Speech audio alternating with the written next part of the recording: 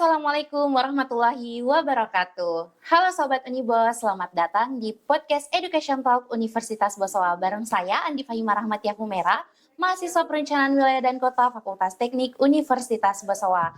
Nah, jadi pada episode kali ini spesial, bakal kita take over langsung sebagai perwakilan dari Himpunan Mahasiswa Perencanaan Wilayah dan Kota Fakultas Teknik Universitas Bosowa.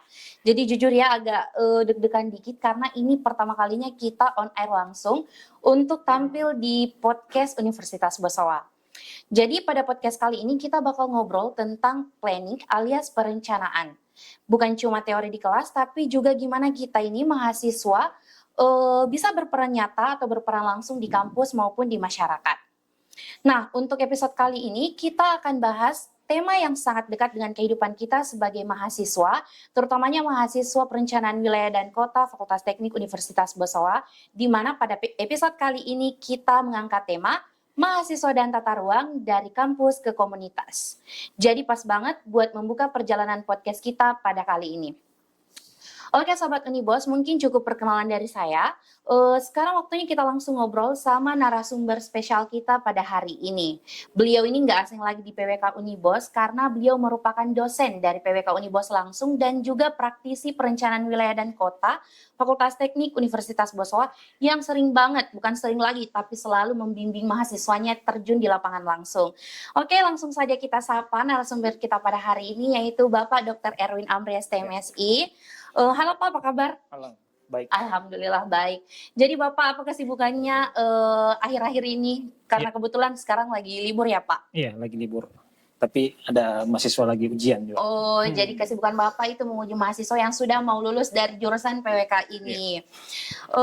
Mungkin langsung saja ya Pak, sebelum kita mulai masuk ke pembahasan kita yang lebih besar tentang peran mahasiswa dalam tata ruang, saya pengen mundur dikit nih Pak tentang cerita Bapak lebih secara personal. Nah, kita ini semua tahu kan Pak ya, jurusan PWK ini kan nggak sepopuler jurusan-jurusan lain seperti kedokteran, teknik sipil, dan jurusan-jurusan lainnya. Jadi, Bapak ini dulu memilih jurusan ini, memilih terjun langsung ke jurusan ini karena memang dari minat Bapak sendiri atau memang ada cerita unik di balik kenapa Bapak terjun ke jurusan ini? Ya, makasih banyak ya. Tentu podcast ini sangat penting bagi mahasiswa PWK dan tentu terutama masyarakat ya. Kalau secara pribadi saya memilih jurusan planologi ya dulu, sekarang PWK. Memang tentu hal waktu di zaman saya itu kan PWK masih satu-satunya ya, itu hal yang penting. Saya pikir hal yang berbicara tentang ruang yang lebih luas PWK ini, tentu kalau tata ruang itu kan atau planning itu kan kota wilayah ini kan berbicara tentang quality of life-nya ruang itu sendiri. Jadi masyarakat ada ruang juga di situ. Nah itu yang saya tertarik di situ. Saya memang tertarik di teknik memang, tapi saya lebih tertarik di mengatur ruang ini. Itu saja mungkin saya tertarik. Oh, oke, jadi Bapak ini tertarik karena dulu ini PWK Unibos satu-satunya yang ada di wilayah Indonesia Timur ya Pak kalau tidak salah. Dan juga Bapak ini tertantang dan sangat tertarik untuk menata ruang. Karena Bapak ini merasa tertantang mungkin ya. Oke Bapak, Pak Erwin di PWK Unibos ini kan banyak mahasiswa yang aktif dengan riset dan kegiatan lapangan. Mulai dari urban farming sampai desain partisipatif. Jadi menurut Bapak, bagaimana tingkat partisipasi mahasiswa terutama di PWK Unibos ini sendiri sebagai mahasiswa PWK dalam perencanaan tata ruang? Apakah itu berdampak secara nyata atau bagaimana Pak? Tentu trennya itu positif ya, ada tren peningkatan yang positif menurut saya, yang saya lihat ini. Dan tentu kalau setiap mahasiswa di zaman saya itu kan terus ada perbedaan lah. Dan partisipasinya juga itu kan dulu lebih intens di proyek. Tapi sekarang saya melihat ada tren yang bergeser bahwa mahasiswa ini lebih dieratkan bisa dikolaborasikan sama dosen untuk berbagai riset-riset, baik itu riset-risetnya dosen, kemudian riset-riset mahasiswa itu sendiri, karena kan program pemerintah ini kan ada PKM apa sebagainya itu. Saya pikir ini yang positif buat generasi PWK yang sekarang. Kalau saya melihat juga tren riset itu, bahwa mahasiswa ini kan masuk di genset. Iya, Jadi betul. tentu eranya genset itu kan era digital. Iya, Jadi memang riset-riset itu sangat banyak sekali yang bisa kita bisa kerjasamakan menurut saya. Dan itu perlu saling dekat dari mahasiswa dan dosen. Harus didekatkan memang. oh, oke Iya. Pak. Jadi menurut Bapak ini dulu itu lebih Iya. mahasiswa ini dulunya itu langsung ke Iya, proyek, tapi sekarang sudah berkembang lebih banyak bergabung langsung juga dengan proyek-proyek riset, Iya, penelitian bersama betul. dosennya Iya. langsung.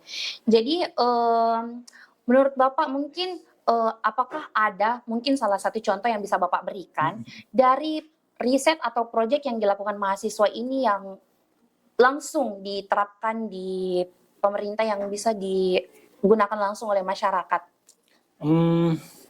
Kalau Mungkin riset-riset yang sifatnya kan baru-baru ini juga kita melakukan riset ya, iya, fundamental sama ketua tim, saya kebetulan anggota, jadi kita libatkan mahasiswa oke. untuk sama-sama turun di lapangan. Oke. Jadi tidak di teori di ruang kelas, tapi kita langsung prakteknya.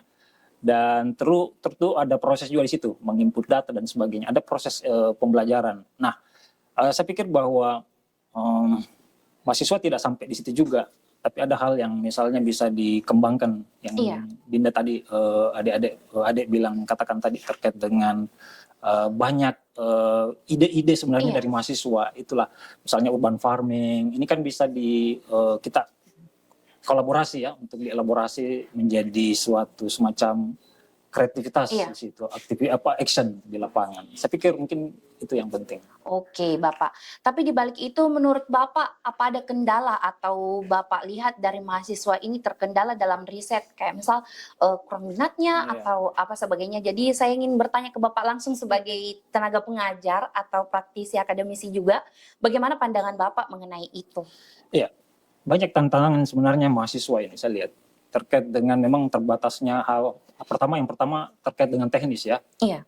Misalnya terkait dengan dananya, itu kemudian terkait dengan peralatan, tools-tools yang ini ya, karena kan walaupun PWK ini kan toolsnya hanya satu, misalnya GIS, tapi tidak Iya. seperti itu. Banyak hal yang sebenarnya tools-tools yang berkembang. Nah ini yang terus kemudian kami sebagai dosen tentu juga selalu mengembangkan pengetahuan supaya bisa mentransfer pengetahuan itu kepada mahasiswa supaya ini tools itu bisa diaplikasikan menurut saya. Oke. Dan terkait dengan kendala lain, saya pikir terkait dengan mungkin dosen mungkin ya menjadi terchallenge sendiri menurut saya terkait dengan ya bagaimana melibatkan mahasiswa itu, karena kalau tidak dilibatkan juga saya pikir tantangan juga di situ karena banyak juga yang tidak melibatkan mahasiswa yang aktif ini yang penting. Betul. Oke, jadi menurut Bapak ini faktor tantangan bagi mahasiswa untuk ikut langsung dalam riset, pengabdian di masyarakat itu banyak kendala ya. Salah satunya tadi dana dan juga minat mahasiswa dan juga challenge bagi dosen sendiri bagaimana meningkatkan minat mahasiswanya sendiri untuk ikut aktif dalam riset maupun pengabdian masyarakat itu sendiri. Oke Pak, selanjutnya kalau bicara implementasi kita sudah bahas kendala ya Pak. Mungkin Bapak bisa memberikan seperti contoh, kan di Bosowa ini ada banyak program ya, sudah ada program saya lihat infonya di Instagram, ada program advokasi, program pengabdian masyarakat, KKN tematik dan lain sebagainya. Apakah di PWK Unibos ini ada kerjasamanya langsung juga atau turut tangan langsung juga dalam kegiatan-kegiatan Unibos itu? Ya, saya pikir ada turut punya di situ penting kolaborasi di situ ya, pasti ada dilibatkan masyarakat mahasiswanya. Karena program itu serentak ya, jadi mahasiswa juga bisa diikut sertakan di situ. Itu mungkin. Oke, selanjutnya Pak, dari yang saya ketahui ini ya, di PWK Unibos itu punya pusat studi Pak. Nah, pusat studi ini mungkin Bapak bisa ceritakan sedikit tentang bagaimana sih pusat studi ini di PWK Unibos dan Bagaimana di apa-apa saja sih kegiatannya mungkin ya di PWK, di pusat studi PWK Unibos ini? Ya. Di PWK itu ada satu pusat studi ya, Iya. dan beberapa ini terbentuk lagi beberapa pusat studi. Jadi sebenarnya arahnya ini informasi yang di prodi ya. Iya. Jadi kelompok-kelompok di dalam PWK itu kita mau buatkan sebenarnya program-program studi, karena itu kan langsung pada implementasi kepakaran kelompok-kelompok dari dosen-dosen juga. Nah, sudah ada, tinggal kita menunggu tuh berapa program studi, jadi bukan hanya satu saja. Oh, jadi pusat studinya ini ada terdiri dari beberapa program studi ya Pak, tidak hanya di PWK Unibos. Jadi di PWK itu kan ada satu sebagai umumnya ya, sebagai pusat studi PWK itu. Nah, ada di kelompok, sebenarnya kan di kelompok-kelompok PWK dosen itu kan ada kelompok-kelompoknya, ada kelompok wilayah, ada kota, ada infrastruktur dan transportasi. Nah, ini kan masing-masing harus ada pusat studinya menurut pribadi saya, dan itu sudah akan mulai coba kita bangun ke situ. Jadi kedepannya di pusat studi itu bakal terbagi berbagai macam klasifikasi kelompok untuk mahasiswa bisa langsung bekerja sama dengan pusat studi. Tadi diantaranya ada wilayah, kota, infrastruktur yang tidak hanya PWK Unibos ya Pak, tapi juga akan bekerja sama dengan teknik sipil mungkin ya Pak. Arsi dan lain sebagainya. Jadi manfaat dari pusat studi ini kan bisa kolaborasi dengan siapa saja, karena kita kan multi ya, dan juga terlibat mahasiswa di situ, harus diaktifkan sebenarnya. Betul. Dilibatkan. Jadi pusat studi ini sangat bagus ya nantinya Pak Fumingsun, kita harus berturut serta untuk di pusat studi PWK Unibos tersebut. Jadi mungkin cukup ya Pak tentang bincang-bincang kita mengenai PWK Unibos, bagaimana perannya dan juga keturut sertaannya dalam riset, pengabdian masyarakat dan juga lain sebagainya. Sebagai kesimpulan ataupun collection dari perbincangan ini, kita belajar bahwa mahasiswa PWK Unibos itu bukan hanya belajar teori di kelas, tapi juga punya peran nyata di lapangan.